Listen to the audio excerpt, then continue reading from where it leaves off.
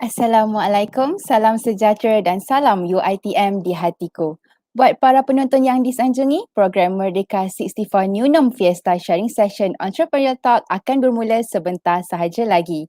Pihak penganjur ingin memohon kerjasama daripada para penonton untuk berada dalam keadaan bersedia dan menjaga tutur kata sepanjang program ini berlangsung.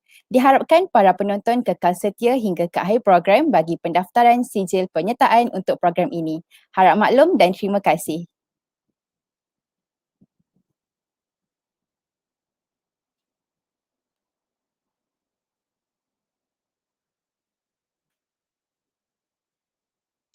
Penonton yang dihormati, mencari timba si anak dara di bawah sarang burung tempur. Salam sembah pembuka bicara, selamat datang untuk semua. Assalamualaikum warahmatullahi wabarakatuh, salam sejahtera dan salam UiTM di hatiku. Penonton yang dikasihi sekalian, yang berbahagia tetamu jemputan penceramah kita pada hari ini, Datuk Kamarudin bin Meranun atau lebih mesra disapa sebagai Din Meranun, yang dikasihi para penonton yang turut serta bagi memeriahkan sesi perkongsian kita pada hari ini. Alhamdulillah, syukur kehadrat ilahi atas limpah kurnia dan izinnya, maka kita dapat mengadakan program yang bersifatkan perkongsian ilmu yang santai dan bermanfaat, iaitu program Merdeka 64 New Norm Fiesta Sharing Session Entrepreneurial Talk Siri 2 yang bertajuk COVID-19 Possibility or Difficulty for Airspace Industry. Jadi sebelum kita mulakan program, izinkan saya memperkenalkan diri saya terlebih dahulu selaku moderator anda pada hari ini. Saya Yohanis Batrisya Arif dari Fakulti Seni Bina Perancangan dan Ukur UiTM Kampus Puncak Alam dan juga merupakan ahli Esko Perhubungan Dalaman dan Korporat Majlis Perwakilan Pelajar UiTM Shah Alam Sesi 2021. Penonton sekalian, program Merdeka 64 New Norm Fiesta adalah sebuah program amal bermula pada 16 Ogos 2021 sehingga 31 Ogos 2021 bersempena Bulan Kemerdekaan bagi membantu pelajar yang terkesan sepanjang online distance learning ODL di samping memberi pendedahan mengenai keusahawanan dalam sesi bual bicara. Selain daripada itu, melalui program ini juga kami akan mengumpul dana melalui konsert yang bakal dianjurkan iaitu Charity Stay Connect Concert yang turut disertai oleh artis-artis tempatan bagi mengumpul dana untuk bantuan data internet kepada pelajar UiTM yang memerlukan terutama golongan B40. Bukan itu sahaja, dalam program ini juga kami akan menganjurkan 64th Independence Day Run yang merupakan program larian virtual yang dijalankan bagi menyambut dan memeriahkan lagi Hari Kemerdekaan Malaysia di samping mempromosikan amalan gaya hidup sihat, lebih-lebih lagi sewaktu pandemik ini. Baiklah penonton sekalian, sebelum kita berlayar ke tengah lautan, moleklah sekiranya saya memperkenalkan dahulu panel kita yang segak lagi berbisa pada petang ini. Datuk Kamarudin Meranun merupakan co-founder bagi syarikat penerbangan AirAsia. Beliau yang merupakan Non-Independent Executive Chairman of AirAsia Berhad bertindak dalam mengawal selia penerbangan dan pihak berkuasa lapangan terbang di Malaysia. Selain daripada itu, Datuk Kamarudin Meranun juga merupakan Non-Independent Non-Executive Director of AirAsia X Berhad yang bertanggungjawab untuk mengembangkan strategi menyeluruh bagi syarikat penerbangan AirAsia X jarak jauh dan murah yang terdiri daripada gabungan di Malaysia, Thailand dan Indonesia. Bukan itu sahaja, figura hebat ini juga merupakan salah seorang ahli lembaga pemegang amanah bagi Mahathir Science Award Foundation dan memegang jawatan sebagai pengarah Red Giant Football Club di mana saya yakin dalam kalangan penonton pasti ada peminat kelab pasukan bola sepak. Menariknya juga, beliau merupakan alumni UiTM dari Diploma Actuarial Science sebelum meneruskan pengajian ke peringkat ijazah sarjana muda dengan kepujian tertinggi dalam bidang keuangan dan seterusnya menamatkan pengajian dalam Business Administration di peringkat ijazah sarjana di Central Michigan University pada tahun 1987. Dan kesan daripada sumbangan dan jasa beliau dalam bidang ekonomi, Datuk Kamarudin Meranun telah dianugerahkan darjah Panglima Jasa Negara yang melayakkan beliau mendapatkan gelaran Datuk oleh almarhum Al-Sultan Al-Mutaksimu Billahi Muhibbuddin Tuanku Al-Haj Abdul Halim Muazzam Shah ibni almarhum Sultan Badli Shah. Jadi tanpa membuang masa, kita persilakan tetamu jemputan pada petang ini, Datuk Kamarudin Meranun. Assalamualaikum Datuk. Waalaikumsalam, apa Waalaikumsalam khabar? warahmatullahi wabarakatuh. Datuk sihat? Alhamdulillah. Okey Datuk, sebelum kita teruskan, saya nak ucapkan terima kasih banyak dekat Datuk atas kesudian Datuk meluangkan masa dengan kami. Sebenarnya saya nervous bila digandingkan dengan orang hebat, tapi itulah saya pasti ramai penonton kita pun tak sabar nak bersama dengan Datuk dalam sharing session kali ni. Jadi sebelum kita teruskan, mungkin Datuk boleh berkongsi sedikit perkembangan Datuk sekarang. Mungkin boleh cerita sama ada Datuk bekerja dari rumah atau pergi office. Mungkin Datuk boleh cerita about your daily routine? Sebenarnya you kata nervous, I thought it was supposed to be an informal conversation kan. I didn't know that you set up as a part of this campaign Merdeka 64 and all that. Tapi tak apa. Okay, now we are. Anyway, COVID ni most of the time kita kerja daripada rumah lah. But kita ada office di Central dan juga di Wisma Tun dekat dengan rumah. Jadi we work from all those places lah. But primarily through ni lah online. Ke online. I see. So Datuk samalah work from home macam orang lain? Yep. Alright. Okay, So sebelum tu Datuk maafkan saya. Sebelum tu saya suka juga saya nak maklumkan kepada para penonton yang ingin mengajukan soalan kepada Datuk Kamarudin Moranun. Para penonton boleh bertanya di ruangan komen sewaktu sesi soal jawab ataupun Q&A di penghujung program. Okay, baik Datuk, bersempena dengan tajuk kita petang ni, COVID-19 Possibility or Difficulty for Airspace Industry. Mungkin Datuk boleh mulakan dulu dengan perkongsian Datuk, mungkin dari perjalanan karier Datuk sejak dari mula hingga sekarang. Sebab saya dapat tahu, sebelum Datuk menyertai AirAsia, Datuk merupakan seorang pegawai bank yang memegang jawatan sebagai portfolio manager di Arab Malaysian Merchant Bank. Jadi apa yang membuatkan Datuk yakin untuk bertukar karier daripada seorang employee yang mempunyai gaji tetap kepada seorang employer? Okay, so you nak pergi way back dia tu Yes, Datuk. Okay, ya betul. Lepas Diploma Actual Science, saya melanjutkan pelajaran. Balik daripada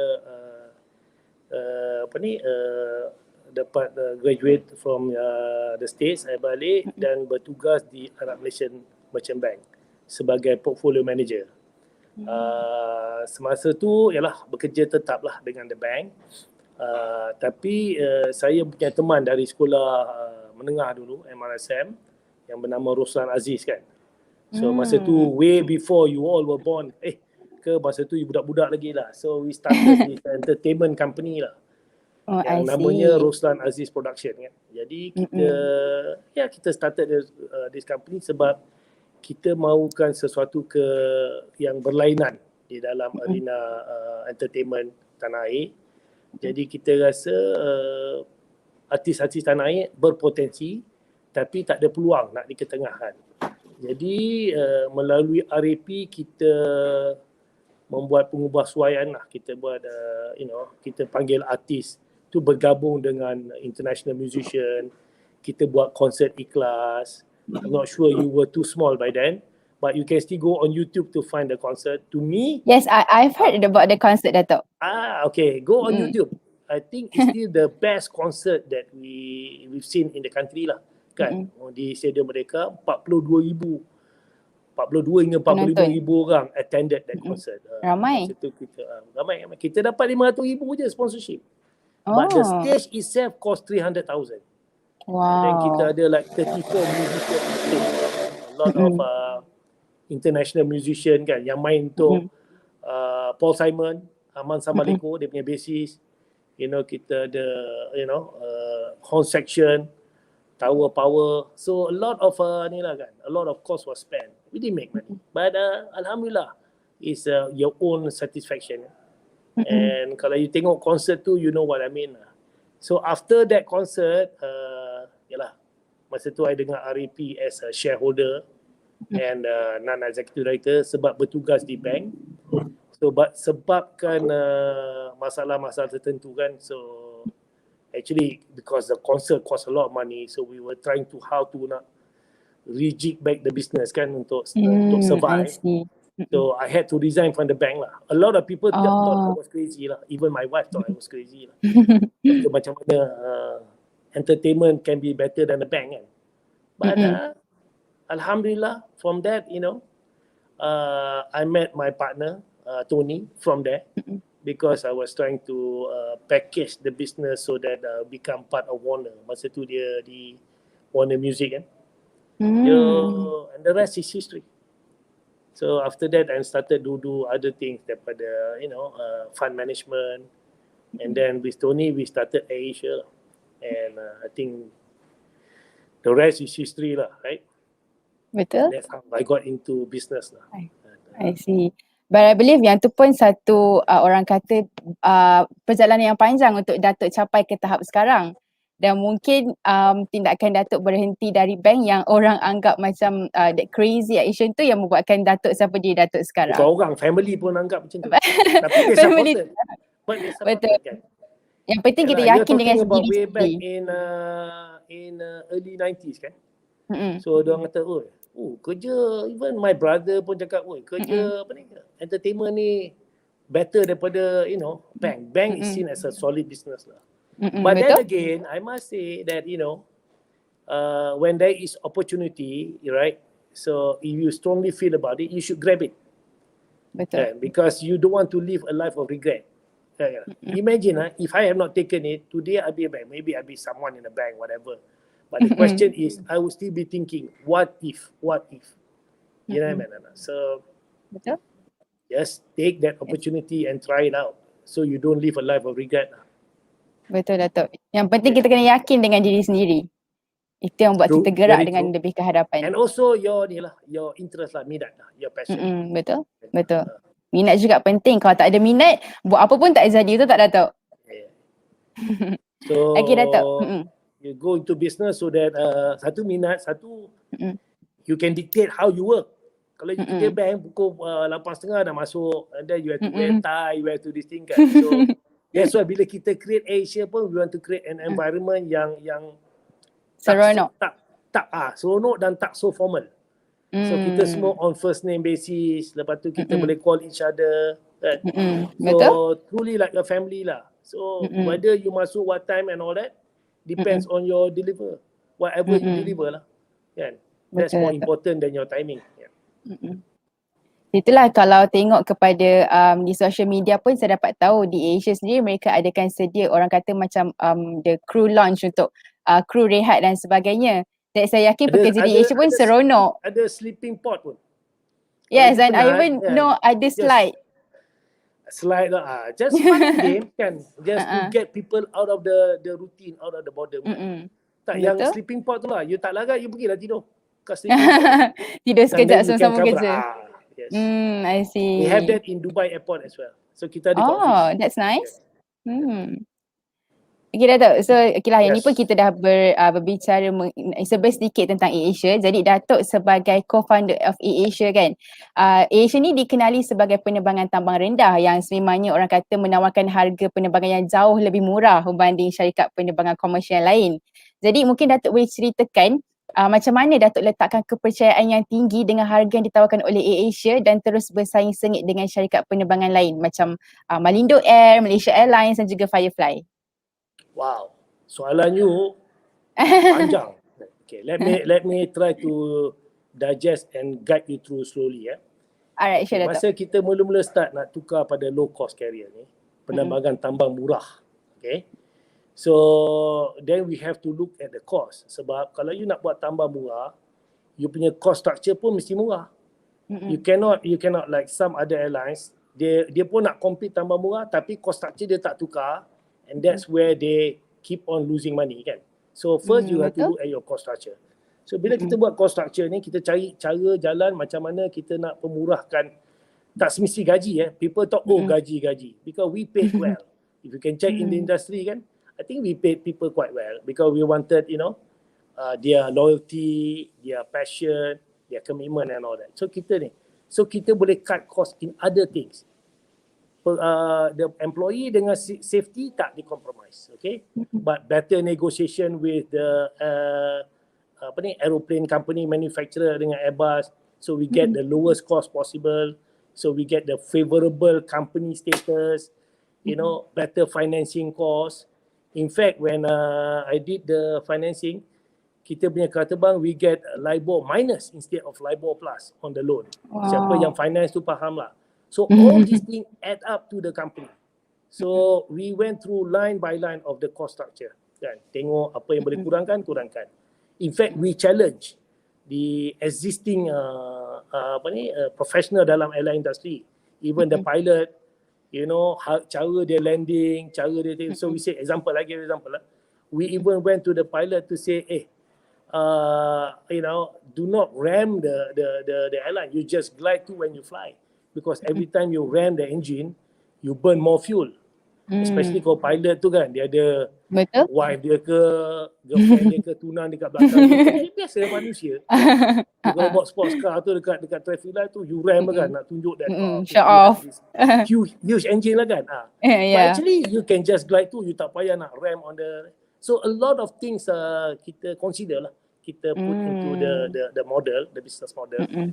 So and then we come up why we can offer the cost, because we can offer the fare.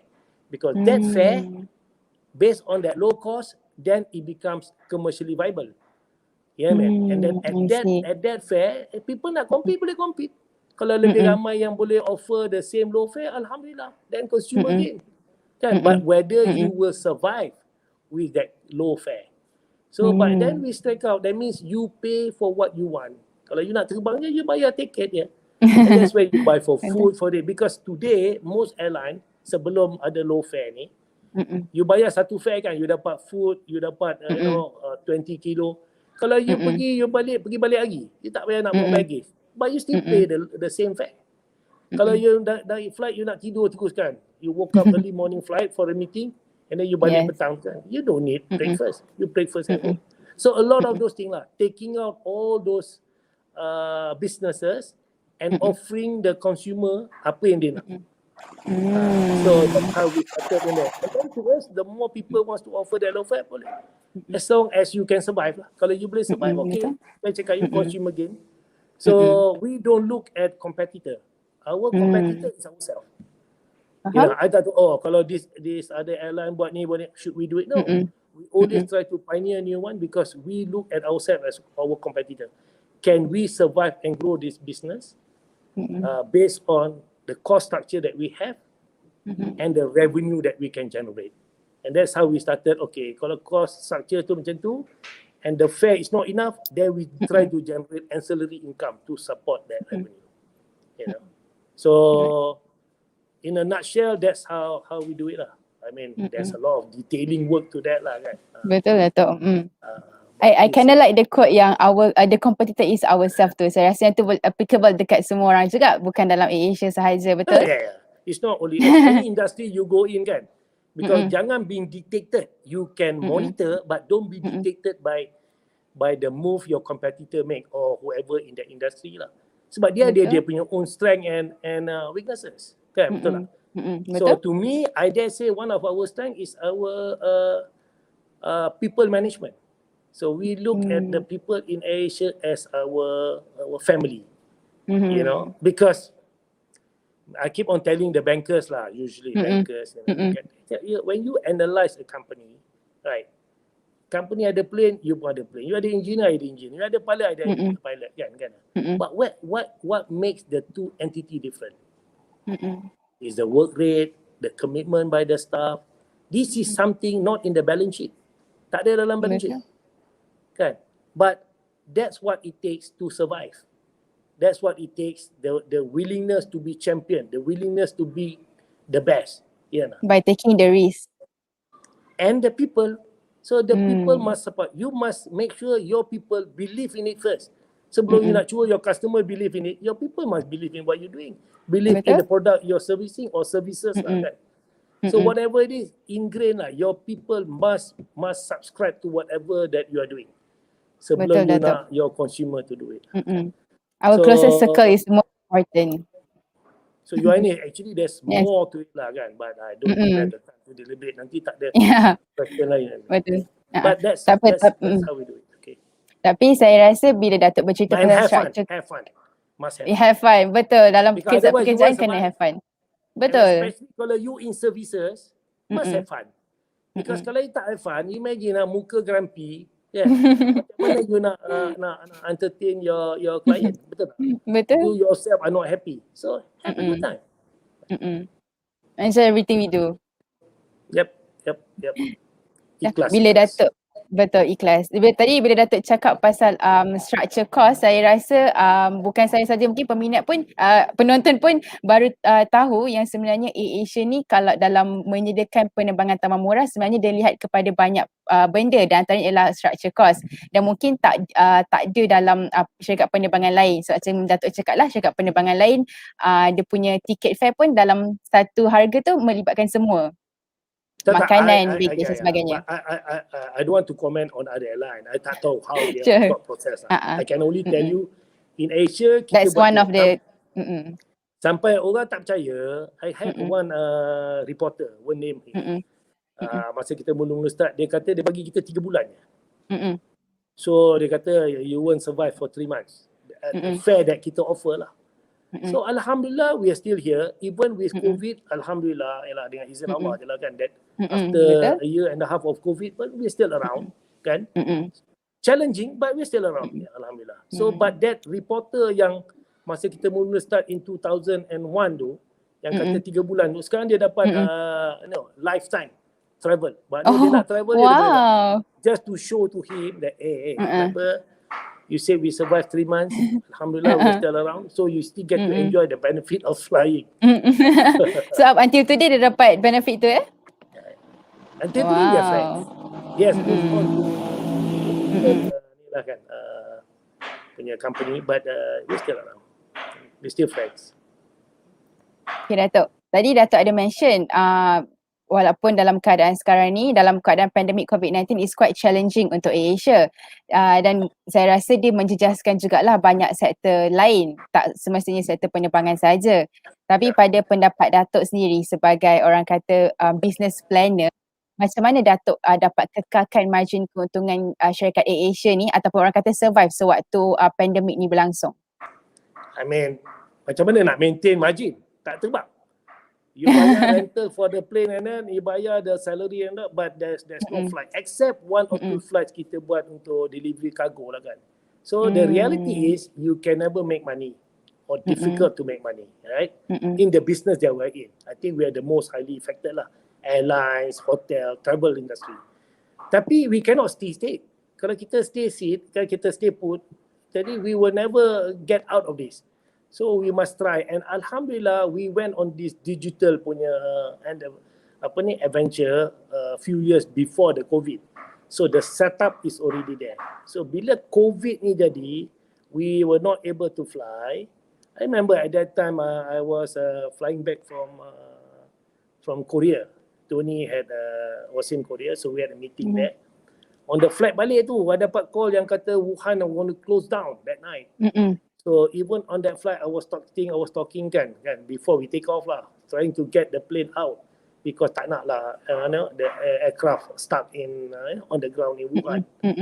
So then we realized that there's something this disease could prolong. So we were taking steps lah. So if you notice, since the flight all kept, the aviation side are kept in abeyance, we now focus more on digital lah. So I'm sure you notice kita buat our farm, kita deliver food through our teleport. So we're doing a lot more digital business, and we are enhancing our super app, which is a very powerful app. Kita masukkan flight dalam tu, hotels, delivery of food, whatever your lifestyle ni, kan? So the strength of that super app is called single signing, kan? So you sign sekali, you dapat semua all the inventory within the company. So you got to create other things to generate revenue and stay in business. And insyaAllah when things get better, you're already in the position, kan? Yang mana kita kena retrench, we hope to rehire balik. Yang mana furlough, yang mana yang take non-payment leave tu, kan? Because that's the nature of the environment at that time, kan? Kita tak boleh. So we just need to we need to survive and then start building back the founding block to go to the next phase after COVID lah, insyaAllah. InsyaAllah. Tadi Datuk ada cakap pasal software ataupun application tu single Digital. sign in, is it? Ya, Digital. single sign in. Kita punya super Single app. sign in, okay. So that Nampak means you can book menarik. your flight there, you can even buy your grocery, you send stuff to your friends. So you single sign, that means you ada account dengan tu tapi you dapat all the inventory. Tak payahlah nak hotel you kena book lain application. Nak flight you book Betul. lain application. So we are focusing on that. And then the payment gateway is all there. So take this 1.5 years to start building your infrastructure so that you be able to benefit after COVID, insyaAllah. InsyaAllah. But the application sounds user friendly. Saya macam berminat nak try lepas ni. Nak You cari. try. No, you Sure, try I and will. you try and give us feedback. Sure. Because then I tak payah buat survey. I get free feedback from you. Kan? Sure, I will. So, whether I you will. like it or not, you know, even if you complain, critics are free survey. Ya, betul tak? Betul. So at least we can improve ourselves kan. Nobody is perfect. So we are Betul. always trying.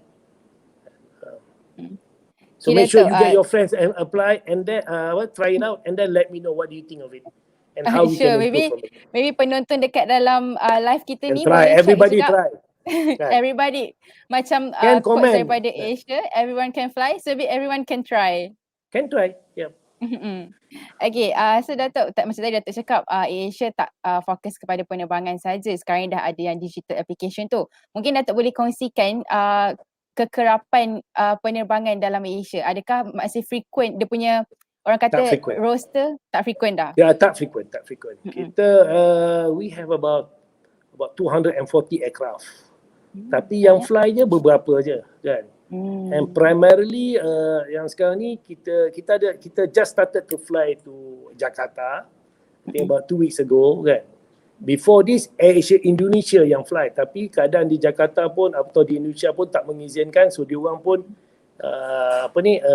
just hold back the business just kept in abeyance. Kita start flying and then kita tengoklah kan, and hopefully I'm hoping that by the end of the year we should be able to fly at least domestically, and then hopefully early next year kita go international lah, let the border open. Kalau untuk kargo pula masih berjalan seperti biasa? Cargo, yes. If there's a need, kita fly. So mostly yang fly ni cargo lah. Kita buat untuk cargo business. We don't have a cargo plane, so we just got one in Thailand. Tapi kita still provide the cargo business on the belly space. Kadang kita ni minta approval to put it on at the top. Dekat we will modify the chairs a bit to put the cargo there lah. Right. I see. So you do whatever you need to carry on doing the business. Yeah. Betul. Always take risk dalam business. Okay, Datuk, sebagai seorang mentor kepada usahawan dan ahli perniagaan, kenapa saya cakap mentor? Sebab sebelum ni kita ada sharing session bersama Ashraf Khalid. Dia ada juga ceritakan yang Datuk ni merupakan mentor dia sebelum ni. Dia datang rumah tiap-tiap malam. Itulah, dia cakap Datuk sangat friendly. It's a family friend lah dengan Ashraf Khalid. So Datuk Kamruddin sebagai mentor dan mentor kepada usahawan dan ahli perniagaan, saya yakinlah Datuk dah lalui pelbagai cabaran. Macam kita tengok tadi kan, Datuk cakap daripada seorang pegawai bank dan masuk kepada entertainment dan sekarang kepada aviation industry. Jadi mungkin Datuk boleh kongsikan kepada kami cabaran yang paling besar Datuk pernah hadapi sepanjang karier Datuk. Ataupun kalau macam nak lebih spesifik, Datuk boleh ceritakan tentang penjayaan konsert Ikhlas 92 tu. Sebab saya dengar lah macam Datuk cakap, dia event yang terbesar saat tu. Dan sampai sekarang up until today dia konsert terbesar di Malaysia. Jadi apa yang cabaran ataupun kegagalan? Cabaran cabaran you must understand, I'm 60 years old now. So obviously I've gone through a lot of experience and challenges kan. So cabaran tu ada, dan cabaran tu ada datang in many form. So the cabaran is meant to actually educate you. You jangan ingat cabaran tu benda yang tak baik. Benda tu baik. Even this COVID, we are learning from the COVID. If not for the COVID, we may not be fully digitalized at the speed or accelerated kan. So take the cabaran as something ada hikmah kan. Because you go back, that's why I say, you want to do this, you have to look both from the physical aspect and the spiritual aspect.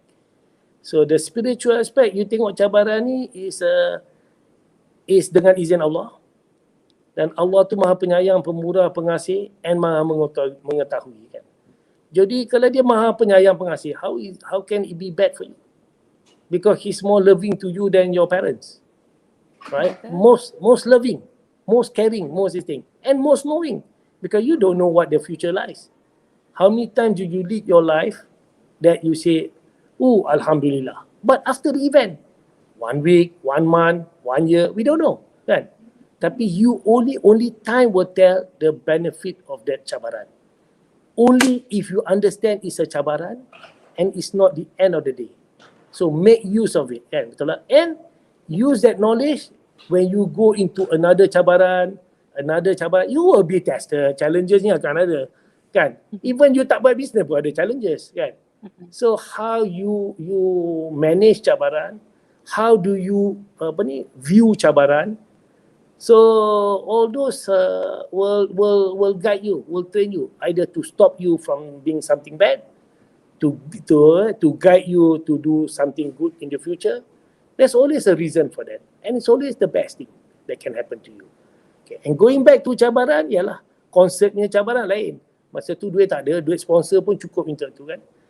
So that's how I decided to do a deal with Tony. Sebab RAP pun tengah macam kata cabaran. Sebab we spend more than we earn. Kita punya earn was the ticket sales dengan 500,000 sponsorship from Sanyo kan. So we need to pay all those things. So I remember that was the time when I actually quit the bank. And then we went to Lima punya hotel. The Lima kan, dekat dengan airport. So we did a deal with the hotel to do a 1-month concert. So this week Sheila, next week Zainal, rotate lah day kan. So for that concert dekat dia punya club tu, so we get free stay kat dia Lima. Masa tu lah I do buat all the account finances, how to pay back all those things. So take clear, then did a deal dengan Warner lah. So that's when we sold the repertoire, not the company, but the repertoire to Warner. And that's where RAP music started. Okay. So even right now we're having challenges kan dengan COVID ni kan.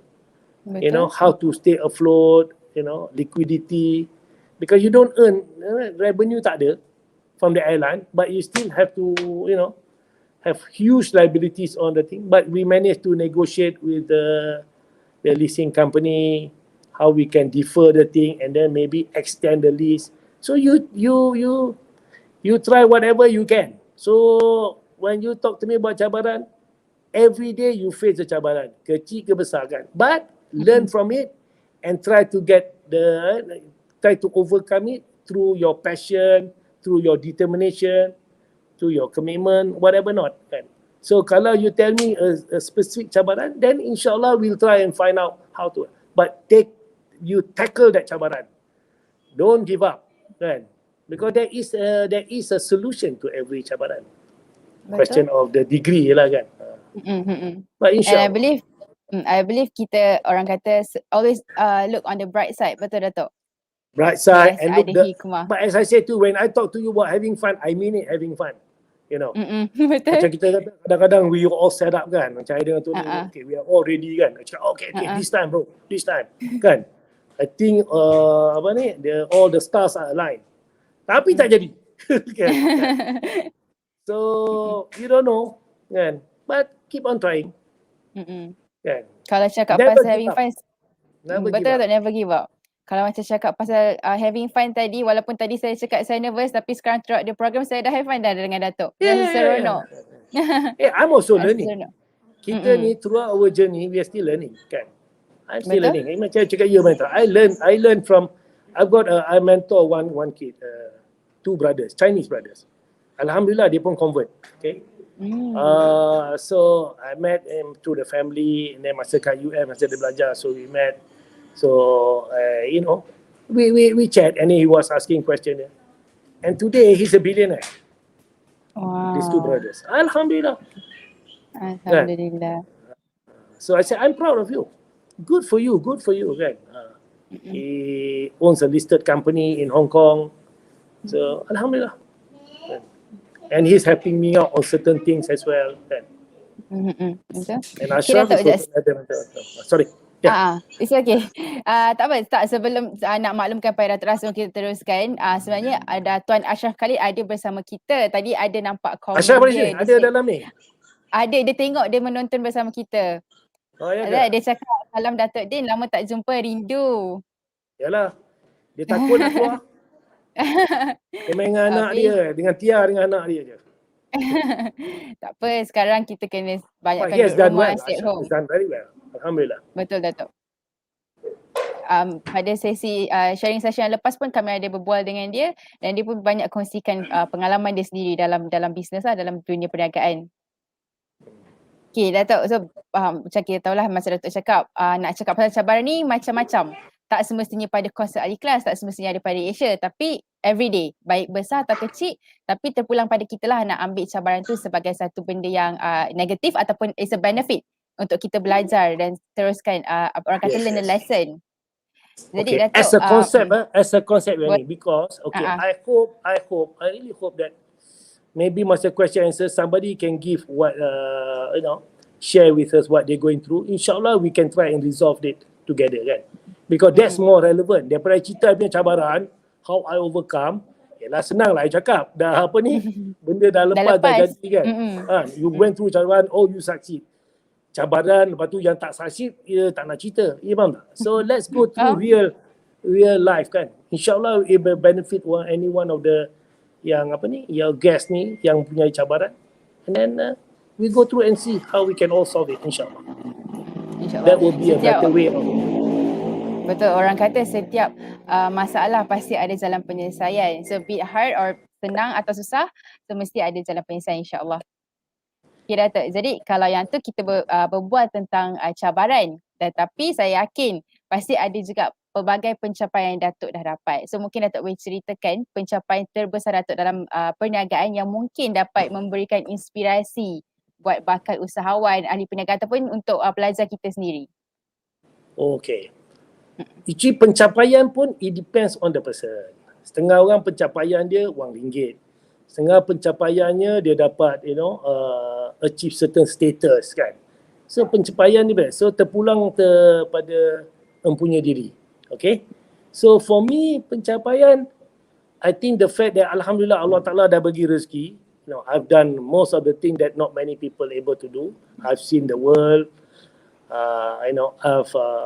Have been engaged with so many people, corporate captains, leaders of the world, kan. Opportunity to go and visit country, kadang-kadang dapat macam state visit kan, dia bagi protocol and all that. So benda ni semua it all add up, And I suppose pencapaian yang paling tinggi ni is more family related lah. That you have your family with you, kan. I'm able, so that's why when I travel, kadang-kadang kita ni sibuk. Bila sibuk, you don't have time for the children. That's why most of the time, kadang-kadang even on business, I would like to travel with them. So you pergi meeting, balik, you dapat do things with them. Because kadang-kadang you just don't have the time. So, and then bila you nak dengan dia orang, they may not want to be with you. Dia dah ada apa ni, plan sendiri. Plan sendiri dengan friend dia. So kadang-kadang dengan friend-friend dia kita bawa. So if you want to be with your children, you kena be with your children's friend. That's why ada banyak anak angkat. Because the children's friend become my anak angkat juga kan. So to me that's pencapaian. That you to get the family are able oriented. to live alive with the family and then get to be with them kan. That one is only a nikmat yang I cakap you tak boleh ni kan. Yang you cannot value. Betul Datuk. Ni apa ni? Hey, ada Datuk dia ni. Siapa ni? Ashraf kata ni. Tuan Ashraf. Dia cakap dia ada dekat sini menonton bersama kita. And he said he's so thankful and grateful to have your guidance during his early days. But you tell him, had a lot of fun doing it.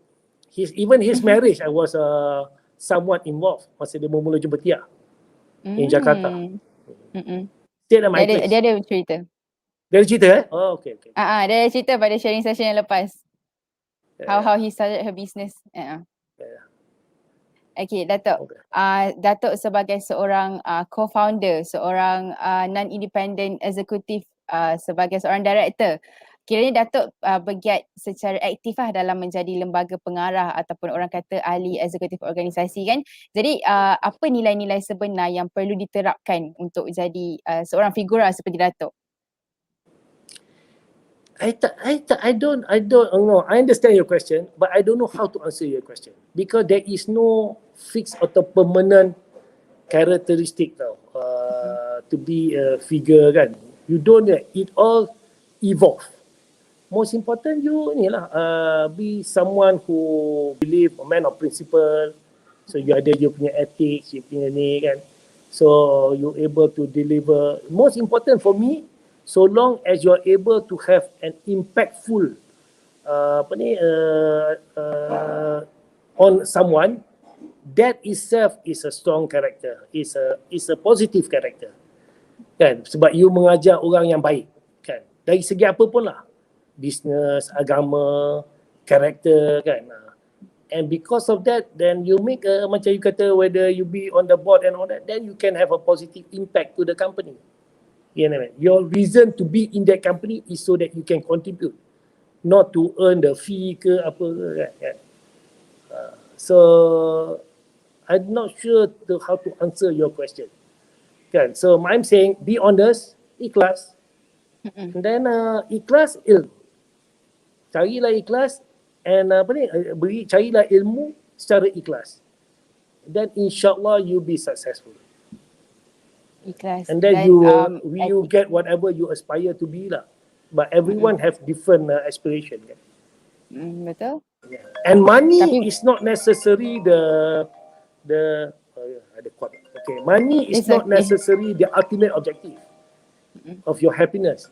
Kalau money is the ultimate objective, orang dekat Hollywood tu tak bunuh diri. Betul tak? They have popularity, they have money, kan dia famous. They have all the lifestyle that kita envision. Wow, ni kan.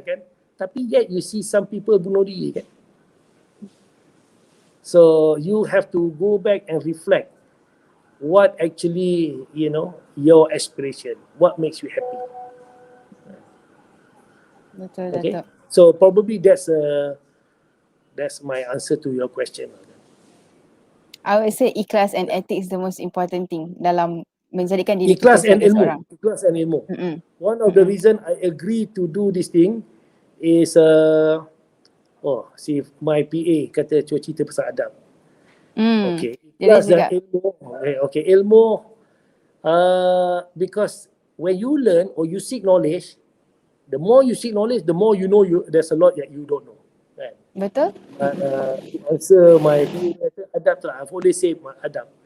Because it's part of the Islamic pelajaran tahdib, adab. It's all about adab. Because the adab will ensure you the blessing of that knowledge. Kan? Kalau you boleh duduk angkat kaki depan cikgu, you boleh maki amun cikgu, you know, you get that knowledge, but you don't have the adab. So the benefit of that knowledge tu tak ada lah.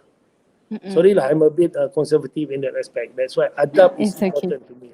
Yes. Betul. Bagi saya pun adab sangat penting. Dalam orang kata adab ni sebagai panduan nak seorang menuntut dalam ilmu tu, kehidupan. adab tu. Betul, that's why adab menuntut ilmu. the old school of thought, when you menuntut ilmu kan, kalau you pergi mengaji dulu, you tolong picit guru you, tolong bersihkan dia punya garden ke apa. That's adab.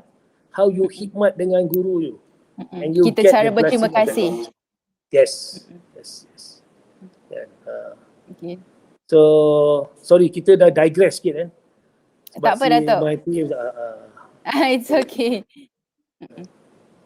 Alright, jadi Datuk selain daripada ada sifat, orang kata sifat kepimpinan tu juga, mungkin orang kata nilai business minded juga penting dalam penjualan produk ataupun dalam dunia perniagaan.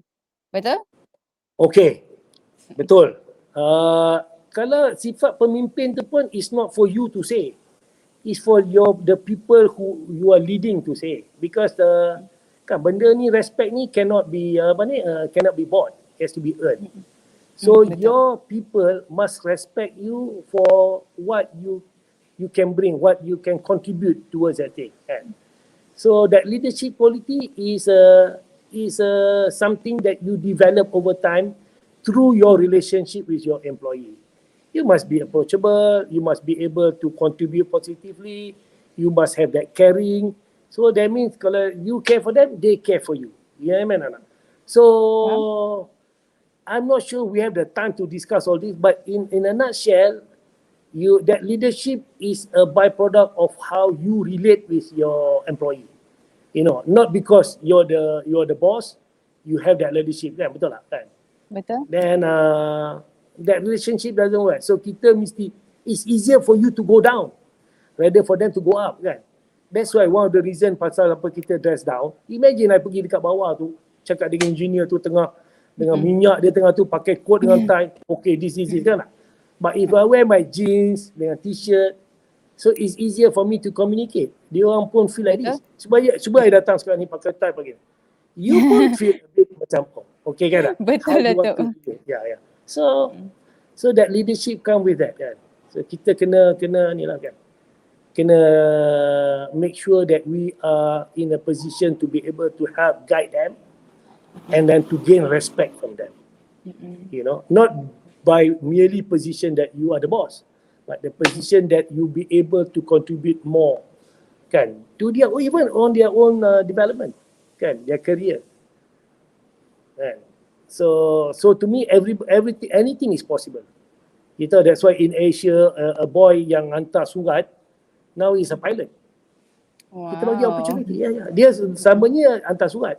And everyone contribute in the company, besar ke kecil. Because imagine, kalau that office boy tu tak hantar dokumen, you are having a meeting.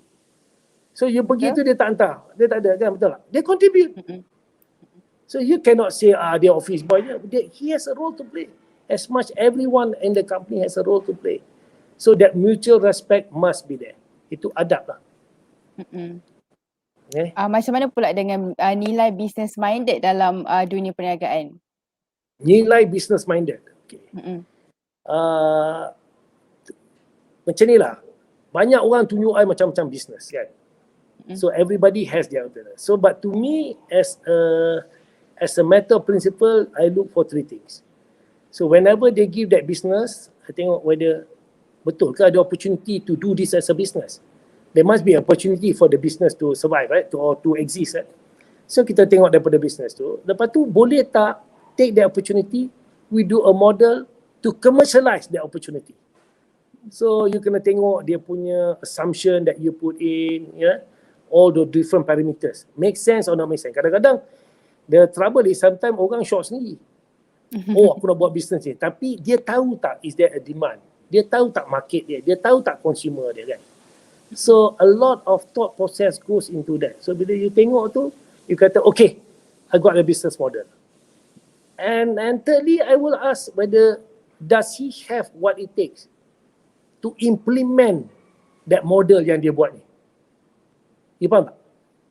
Dia buat model tu based on opportunity. First, is the opportunity real? Second, can you take advantage of the opportunity by creating a commercial business entity that then can benefit from that opportunity? And that business entity or the commercial entity that you started, kan, you ada tak strength to actually execute it? You faham tak? Sebab model tu is a model. On paper it looks good. Tapi you may not have the strength. Tapi once you kata you ada strength, cukup tak? Adequate tak your strength? Do you need partners? Kan? Partners who have a different strength that can cover your weaknesses. Yeah. That's where you have partnership. Kalau you tak ada partnership, you can afford, you employ. You know, so there's a lot of thought process that goes into building the business, kan? So kalau I nak cakap dalam sesi yang kita buat ni, it's going to be difficult lah because I need to explain everything, kan? But in a nutshell, that's why lah, you kata ada betul-betul opportunity. Boleh tak you buat that opportunity into a commercial entity, and then boleh tak you have what it takes to do it. And then once you ada that business, then it go to the spirit, the physical and the spirituality of managing a business lah, kan. So cash flow is king, you know, kan. That means you jaga your cash flow.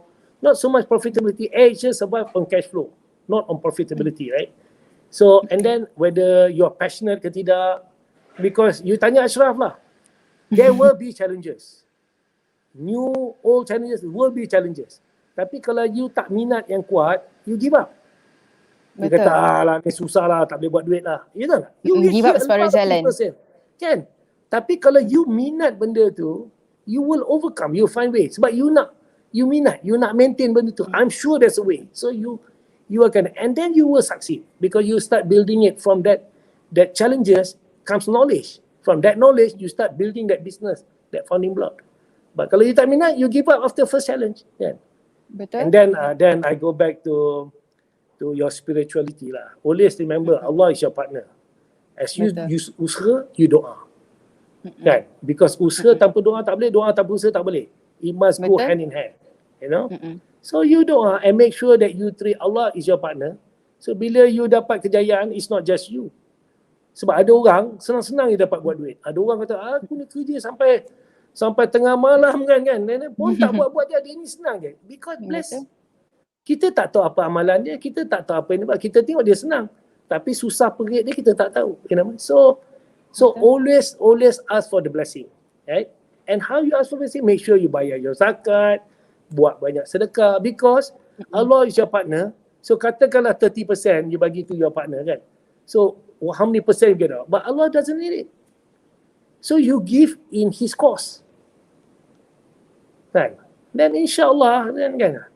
Yalah, so as I say tu, there's a physical part, there's a spirituality part. Do it both, insyaAllah. InsyaAllah. Jadi saya yakinlah kalau melalui dengan penjelasan Datuk, business minded tanpa spiritual dan juga knowledge takkan maksudnya takkan susah sikit lah, susah sikit lah maksud saya. Susah. Because you nak you see, macam you nak overcome, macam cakap you kan, how do you overcome challenges? But you have that spirituality that this is the best thing that can happen to you. So by having that part je, you are emotionally better. Tak adalah you nak mabuk ke, terjun bangunan ke, you know, betul tak kan? So you are spiritually better. Oh okay, ni Allah Ta'ala bagi untuk aku, ada terbaik untuk aku masa ni kan. So walaupun the challenges, you try to overcome kan. So you always be thankful and you are spiritually or emotionally in better position to overcome that situation. I see. So that's why I always say it goes hand in hand. Okay Datuk. So, jadi Datuk, okay, nampak macam sikit soalan tapi sebenarnya kita dah hampir 1 jam dah hampir ke penghujung program kita. Tapi sebelum tu Datuk, tak apa, tapi sebelum kita teruskan kepada sesi Q&A selepas ni, mungkin Datuk boleh berikan sedikit tips untuk terus maju dalam perniagaan selain daripada getting the knowledge dan spiritually. Okay. Don't look at this COVID as the end of your business ke atau your career ke apa kan. There's always opportunity out there. In fact, I'm also scouting for few opportunities. In fact, I've got cakap you I dah 60 kan. So a lot of my classmates kan, kita ada chat group. So dalam chat group ni kadang-kadang orang cerita pasal makanan. Orang cerita pasal kat mana ada makanan sedap kan. Orang cerita yalah politics, some of it. Some also spirituality kan, agama. But kita ni semua, none of us are Islamic scholars. So nak cerita pun you takut ni kan. You can cerita general. But one thing for sure, kita ada a lot of time for us to discuss in that chat group. So I invited some of them have me. So we are forming a group to help out entrepreneurs. So we'll fund it. Okay, I will put the funding. So insyaAllah tak banyak lah. Tapi tengoklah. But to help out, not to fund because that's government's role. So I'm not funding banyak-banyak. So kalau insyaAllah, kalau kata we were able to set it up, in fact we'll announce it, kita will help young entrepreneurs kan to rebuild their life or those who get retrenched ke apa-apa kan. These are smaller micro businesses and then through our network we can help guide them to banks, to opportunity elsewhere and all that. We are coming up with that. Yeah? So insyaAllah, don't give up. So all of you students, there's always opportunity out there. Money is, you need it, but more importantly, brain, ideas, idea generation is more important than money. Because good ideas, money will follow that good ideas. Right? So you don't have to hard sell that idea. Okay? Jadi idea generation one of the ways untuk berkembang maju dalam bisnes selain mengambil setiap cabaran sebagai peluang. dalam perniagaan. Okey Datuk, saya harap kita boleh teruskan lagi sebab seronok sebenarnya dengan Datuk membahaskan satu persatu. Very very clear and I have so much fun. Tapi ialah macam ikut kita punya Masa program tak mengizinkan. Ya, betul, masa tak mengizinkan, masa sangat mencuri kita. Jadi Datuk, kalau saya nak teruskan ke sesi Q&A boleh ke Datuk? Boleh. Kita dapatkan soalan daripada audience. Boleh, I'm guided by you. Alright. Okay, soalan pertama dari Dr. Zainuddin Zakaria. Salam, benarkah Asia Business Model merujuk kepada Southwest Airline di USA? Okay. Asia Business Model bukan saja merujuk pada Southwest. Dia merujuk kepada beberapa airline yang sedia ada. In fact, when I did my MBA pun, kita ada buat paper on the airline. So, but bila Tony, actually idea, Tony first wanted to do other, tapi that's a separate story.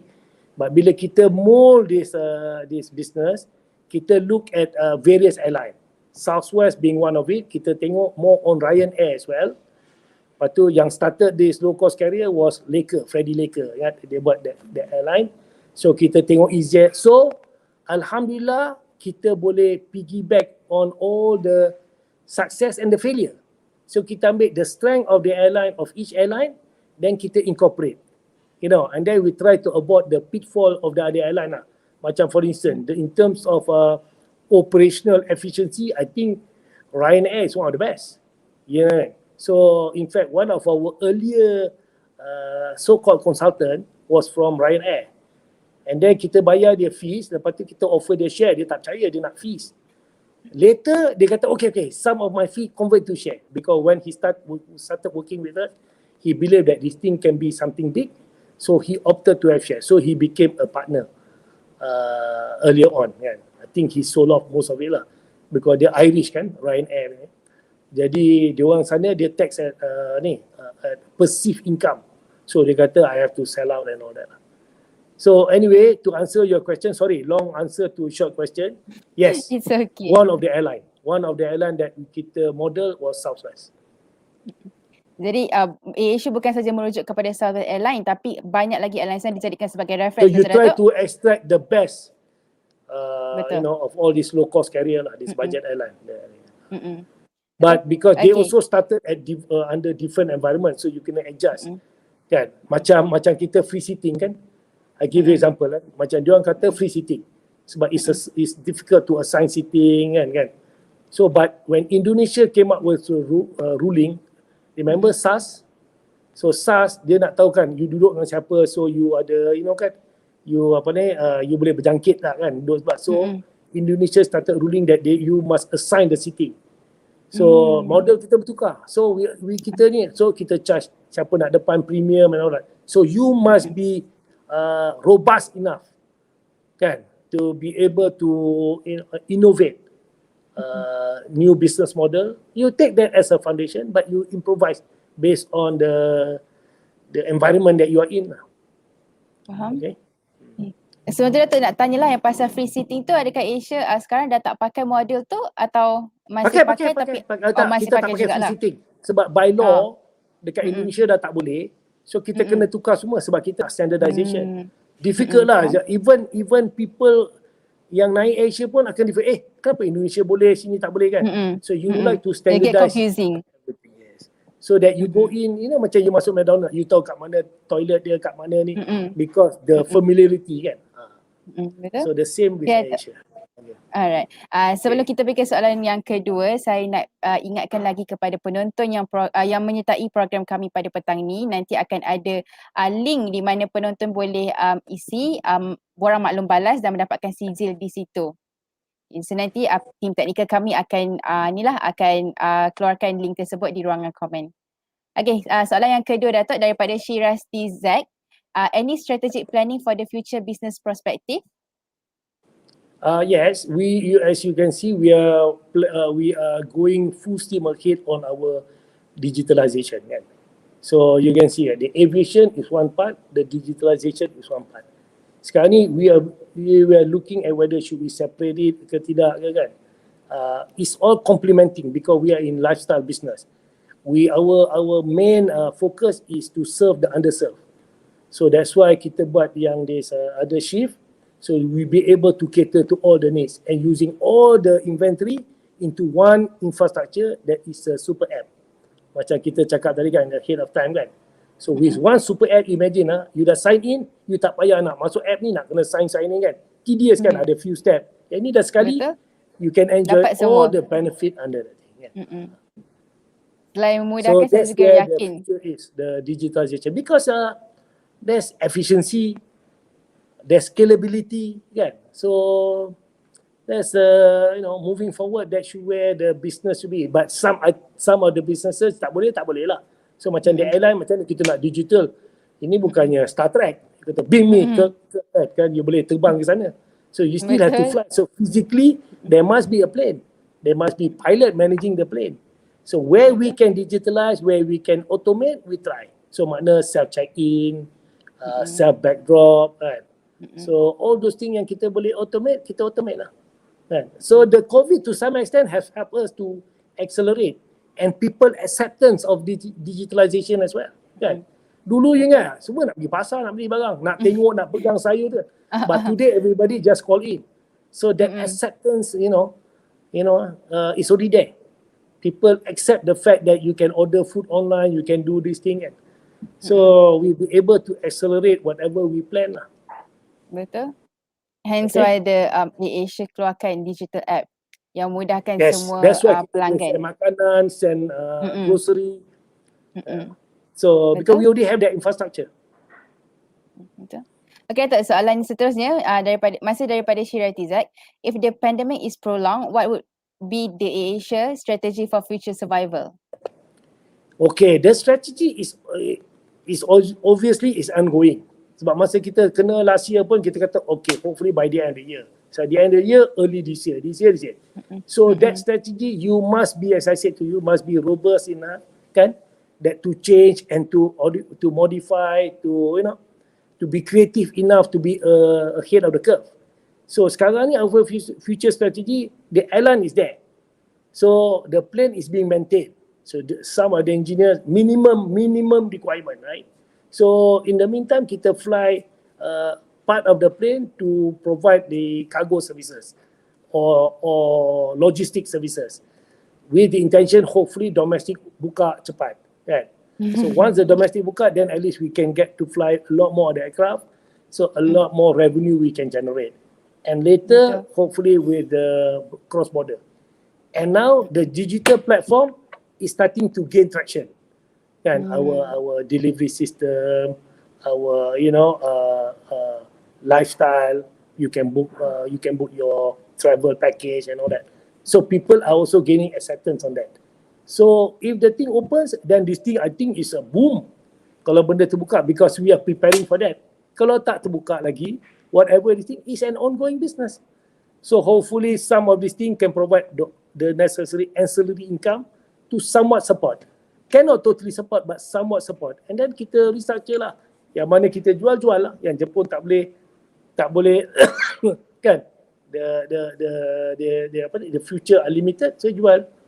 So yang mana plane yang tak pakai jual. So you do whatever you need to make sure your cash flow is intact lah. Kan? So kalau you kata strategy is digitalization. Kan? And the digitalization, sorry puasa kan, dia cakap tekak ni kan. So the digitalization will help complement the aviation business. So it will complement each other. InsyaAllah. Betul. InsyaAllah. Okey, seterusnya daripada Dr. Zainuddin Zakaria. Salam, adakah menggabungkan beberapa penerbangan kepada satu penerbangan salah satu cara mengurangkan kos? Contoh, flight pukul 1 petang dan pukul 4 petang digabungkan kepada flight pukul 8 malam. Okay, dia macam ni. When you started this business, under COVID especially, right? So you would like to, kalau normal circumstances, you want to do as many flights as possible kan. The frequency plays a role. Because customer would say, oh, even I go, I can come back on the next flight. There's enough frequency. I give one case example, macam katakan Mas sekarang fly once a week to London. SQ fly twice a day to London. So people will choose Mas or SQ because at any time they can come back, the return flight. So frequency has a role. But then again, you got to understand under current circumstances kan, unprecedented time requires unprecedented measures. So kita try to book the flight as much as possible. Tapi kadang-kadang policy changes. Macam I remember one time kata tak boleh fly pasal they don't allow. So that means kena ada certain requirement to fly.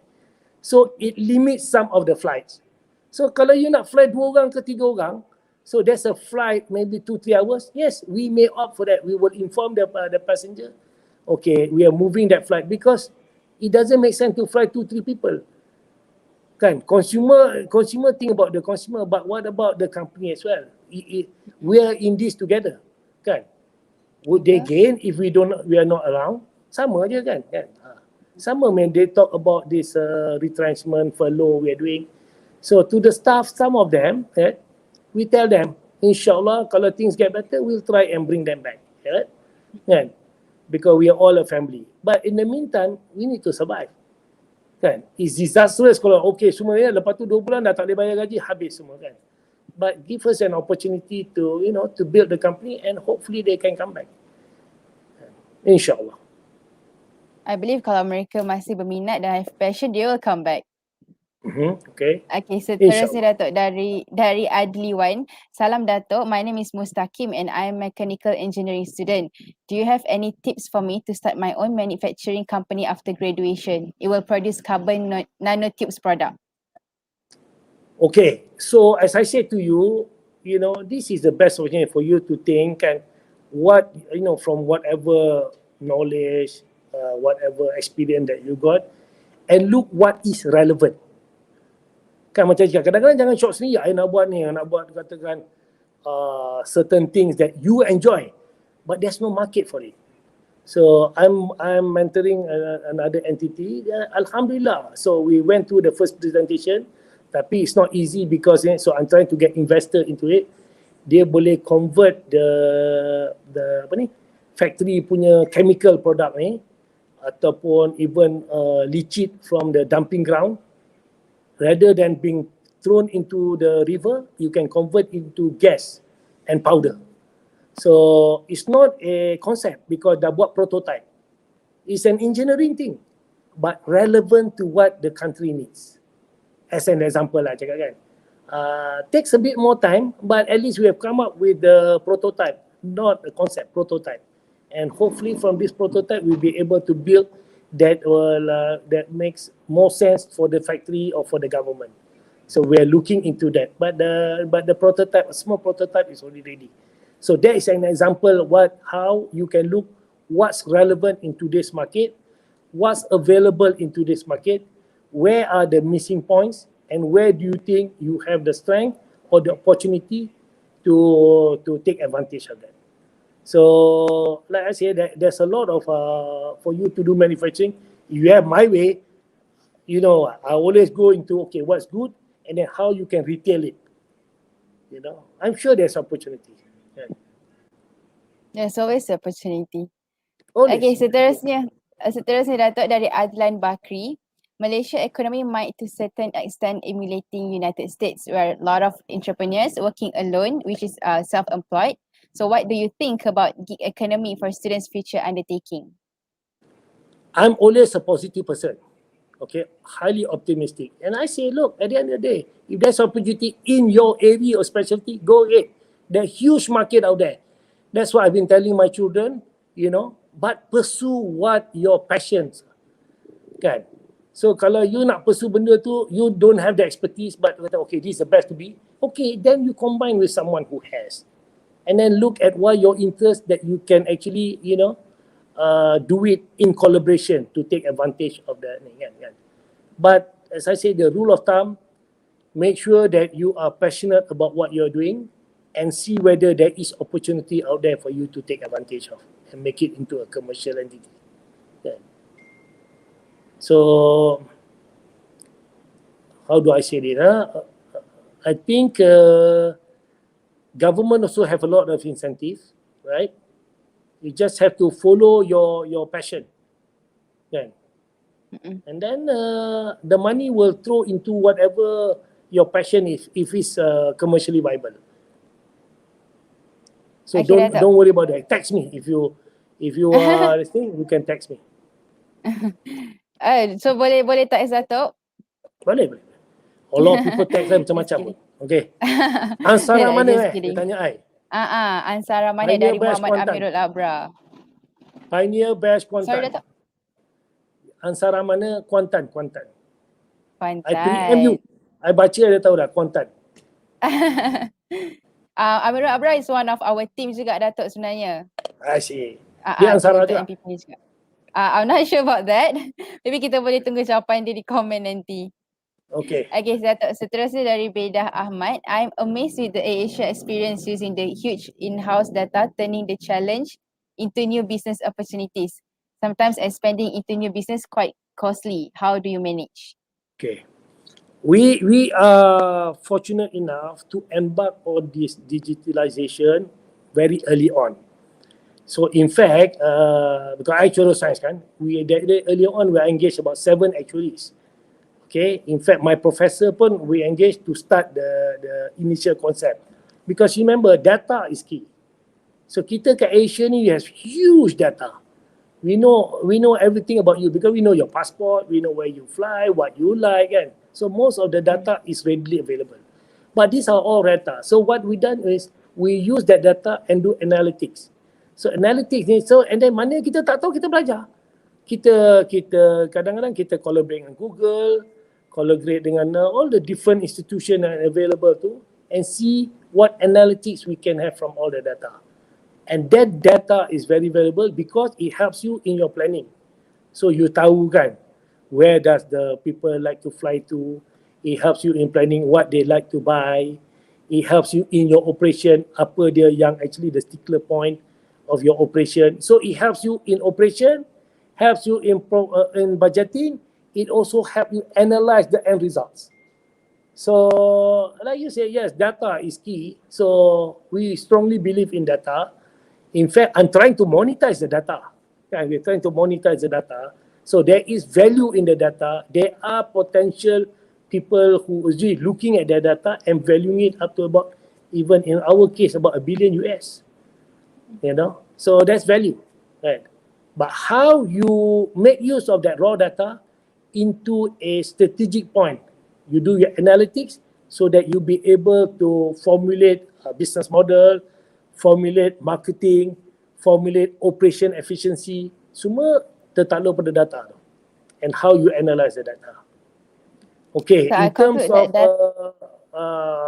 expanding into business quite costly. So yes, true. But sometimes when you have that scalability, you bring your cost down because you be able to share that cost among few business entity, and also there is the, you can use a central cost center, so you can share that cost within all the different company. So relatively cheap for every entity then, So it's entirely on your operation, on your business projection, how you want to do it. Betul. So I can conclude that data is one of the important thing dalam planning, betul Datuk? Yes, in all respect. Operation, projection, business maintenance, in all aspect. Because that data will provide you guidance. But you must do analytics that that cater to the needs. Because kalau ambil raw data je, you tak boleh interpret pun susah kan.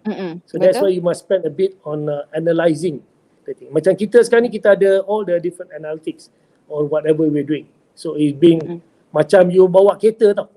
So you ada your, macam kata bang pun ada avionics kan, you ada you punya meter-meter kan. So kita ada data untuk meter kita juga lah. Tengok, okay ni, ni kan. Kadang-kadang terbeliak juga mata, berpusing-pusing tengok macam-macam ni kan. But you focus on what you focus on what that actually helps your business, and then some of it are relevant to the different departments. So you look at the overall results of those data lah. Okay Datuk, so betul. Tadi Muhammad Amirul Abra ada reply, dia dari Asara Lenggong. Kita dah ada banyak Ansara sekarang. Dulu masa kita started first Seremban, then Kota Baru, then I'm the third lah, Kuantan. We started 1972 in Seremban. I see. And the Tadi alumni, last I heard is about 60,000, you know. Ramai. Ramai. Hmm. A lot of the people in politics also Ansara. A lot of people in the business section Ansara. Yang dulu Telekom kan, sekarang ni Bowsternya CEO is Ansara Kuantan. Satu batch kan. I see. Oh. Sazali Ramli. Sazali Ramli.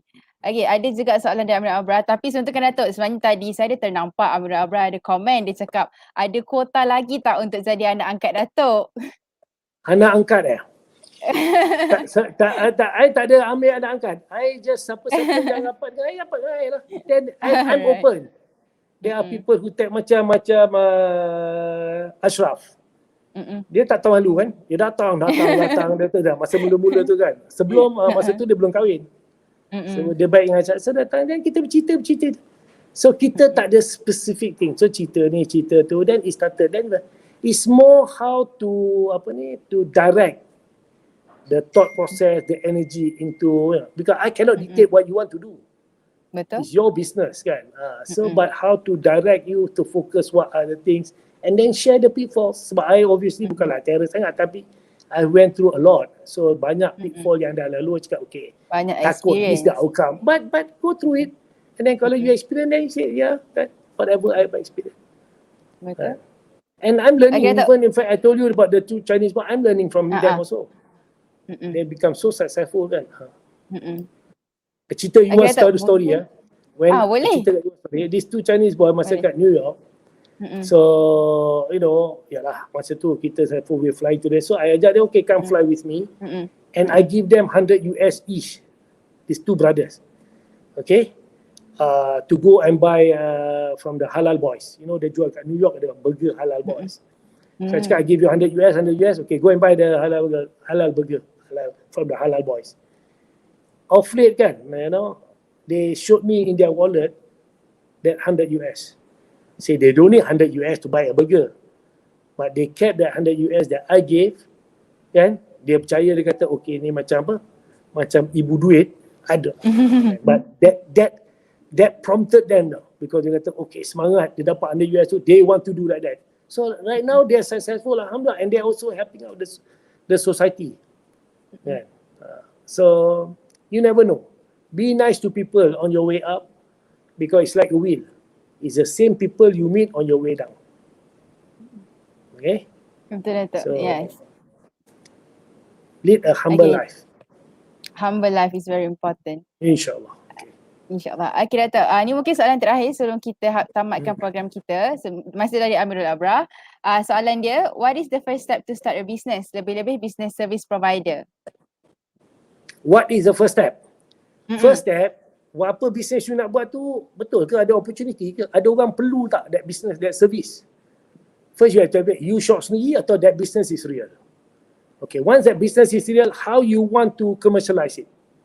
You kena tengok dulu. So you start doing a business model kan. Okay, boleh. Okay, where you going to make it? And then you put your assumption. And you test your assumption. Real ke tak real? Okay? And then you ask yourself, okay, whether you ada tak kemampuan untuk start this business? Then you kalau tak ada kemampuan, you cari partner. Kalau ataupun you employ je kan. That's the first start. Because don't forget that once you dah dapat tu, okay, then you kata, okay, look now, this is a business that I think can make money. Whether you want to source funding ke, you internal duit you ke, then you start there. Because you nak scale up cepat, you gear up. Kalau you nak slowly ni, you can borrow parents ke, friends ke, ataupun combine. So benda tu, those are the initial thought process that you have to go through to start that business. And then how to scale up that business. And then as I said to you, don't forget kan, the business is also your partner. Because salah satu pitfall yang I tengok lah kan, orang berbisnes ni kata dia berdua kan, dia start berdua 50-50. Lepas tu dia bergaduh. Sebab yang 50 tu, yang 50% tu kata dia ni tidur. Aku yang buat kerja ni. Kan kalau dia untung dia katakan. And then dia start buat deal outside. You understand tak? Oh tak boleh lah. So aku buat deal outside, tak masuk company. Setengah je masuk company. Sebab dia nak equalize apa yang dia rasa dia rugi. Aku patut dapat 75%. Tapi ni 50-50. Padahal kerja all my work and all that kan. So that will be the end of the company, because kalau partner dia tahu, oh kau tipu tak masukkan semua. So a lot of issues orang. So when you look at business pula, you kena tengok whether it must be equitable. It must, kan, equitability ni bukan equality. So dua orang tak mesti 50-50, it may be 70-30 based on the risk, the capital, the responsibility. So banyak steps that you have to go through, kan. So but those are the core things lah, kan. And then how you look at the business, cash flow is important. Kadang-kadang untuk profit tak profit. Yeah, but the company tu you put so much money, okay. And on the verge the company is about to make money, you tak cukup cash. You pergi bank tak dapat, then you have to sell the company. There are many cases. Dia dah build, dia dah ni, dah market but they don't have the stamina to maintain. So dia cari investor. And the investor pun take advantage, kata okay, I want 50% of the company, but I put you that 1 million. You know tak? Dia terjual lah company dia. So a lot proper planning. And that proper planning only you know. Right? Muhammad Amin kan, only you know what you're passionate about. You know what the services is real or not. You know the assumption. And you know your strength, whether you be able to execute that project, kan? And then your funding requirement, whether you have internal source, parents, yourself, your savings, whatever, or you need to go to the bank, and then you can borrow, and then you can employ people who will cover all your weaknesses, or you get a partner. So a lot of the question is answerable by yourself. You know, so kita boleh guide dia. So those are some of the thought process, and as you learn, you build, then you understand the business. But make sure passion, because also you need to focus. Kan? Focus on that is the business that you want to do, and really you understand the market, you understand the consumer demand. Because kadang-kadang kita short sendiri macam cakap you lah, kan. Understanding that thing will give you the edge when you negotiate, even with banks. Kan? You must understand why they're charging you the interest. If you can reduce that risk, you could probably reduce the interest, because interest is a form of risk premium. So macam kita buat plan tu macam tu lah. So I negotiate, I understand. So I cakap, you know, the plane is our core business, right? Without the plane, which I'm asking you to finance, there's no business, Asia. I'm not asking you to finance our corporate office or I'm asking you to finance the plane. So the plane will always be priority. So you are the one that I will pay the first. Correct not? So we reduce. Then macam-macam lagi lah the discussion. But understanding what banks look for. A lot of people don't understand about what bank looks in financing. It is not you have collateral. It's the ability to pay. Because the bank don't want your asset. The bank wants you to pay the interest, whatever form and all that, kan? Not your asset. So your collateral is the least of consideration. Your business. So bila you pergi bank, kadang-kadang frustrated. Aku dah letak rumah nenek, rumah datuk, rumah kan. Punyalah berekar-ekar tanah, tapi bank ni tak nak, because that's not their interest. You must present a business model that to tell the bank, look guys, finance me, I will grow. Correct tak? You are in the business of lending, I'll need more cash, and I'll keep on paying you the interest, kan. Because bank is about asset liability. Dia ambil deposit dari you, dia pergi lend. Kalau orang tak boleh bayar, habislah, kan. Macam mana dia nak bayar deposit tu? So understand the mechanics of all these things, economics of how the trades are done, then you'll be able to position yourself and deliberate and negotiate with whoever that you have to. Okay? Betul. Alright, so dia akan berbalik kepada point. The knowledge is way important and everything, right, Datuk? Alright. Yep. Okay, Datuk. So masa pun dah sangat tak mengizinkan. Saya minta maaf sangat-sangat. Tapi sebelum tu saya nak ucapkan terima kasih dekat semua penonton yang sudi memberikan soalan yang menarik sebentar, dan saya harap Datuk Kamarudin juga seronok menjawab setiap persoalan, dan maka dengan pengakhiran soalan tadi tu, maka berakhirlah sesi Q&A kita pada hari ini. Dan sebelum tu juga saya nak ingatkan kepada para penonton untuk mengisi link Google Form untuk mengisi maklum balas untuk mendapatkan sijil penyertaan untuk program ini. Okey, jadi itulah pelbagai perkongsian yang Datuk telah share daripada permulaan karier, cabaran, pencapaian Datuk dan sebagainya. Jadi sekali lagi saya nak ucapkan terima kasih dekat Datuk Kamarudin Meranon atas kesudian meluangkan masa bersama kami bagi menjayakan program ni. Jadi saya harap semua perkongsian ini dapat memberikan manfaat lah kepada para penonton, terutama sekali pelajar-pelajar UiTM. Dan diingatkan sekali lagi yang kepada semua penonton untuk mengisi borang maklum balas untuk dapatkan CJ penyertaan. Jadi sebelum saya menutup sesi kita pada hari ini, dengan rendah hati saya juga ingin menjemput para hadirin ke sharing session siri 3 bersama tetamu jemputan yang lain yang tidak kurang hebatnya, insyaAllah pada 30 Ogos 2021. Jadi save the date, okay? Sekian sahaja untuk hari ini. Maaf anda ada keterlanjuran kata. Maafkan juga saya Datuk kalau ada apa-apa kata-kata yang mungkin tak menyenangkan hati Datuk dan kekurangan dari pihak kami. Sungguhnya yang baik itu dari Allah SWT dan yang buruk itu datang dari saya sendiri. Dan kita insyaAllah kita akan berjumpa lagi di sesi lain. Sesi akan datang. InsyaAllah. Okey Datuk. Terima kasih sekali lagi dan untuk sampai sini sahaja. Sekian, terima kasih. Assalamualaikum warahmatullahi wabarakatuh. Okay, thank you for having me. Assalamualaikum warahmatullahi wabarakatuh.